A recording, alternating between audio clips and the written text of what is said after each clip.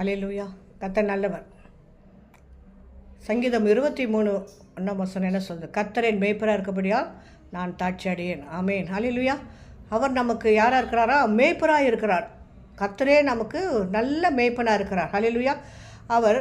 அவர் கைக்குள் அடங்கின ஆடுகளாய் நாம் காணப்படும் போது ஒவ்வொரு நாளும் நமக்கு ஒரு மேய்ச்சலை கர்த்தர் கொடுக்குறார். ஒவ்வொரு நாளும் நம்மளை புல்லுள்ள இடையில மேய்த்து அமர்ந்த தண்ணீரண்டை கர்த்தர் நம்மளை நடத்துகிறார். ஆமேன். அல்லேலூயா.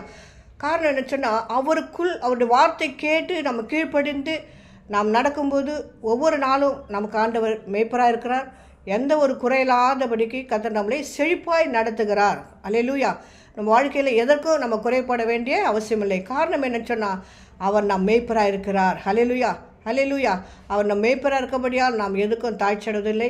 கடைசி வாசனம் சொல்லுது, ஜீவனுள்ள நாளெல்லாம் நன்மை கிருபையை தொடரும். ஆமேன். கடைசி நாள் வரலும் நம்முடைய வாழ்க்கையில் நன்மை கிருபையுமே நம்மை தொடரும். ஆமேன். தேவனாய் கர்த்தர் ஆசீர்வதிப்பாராக.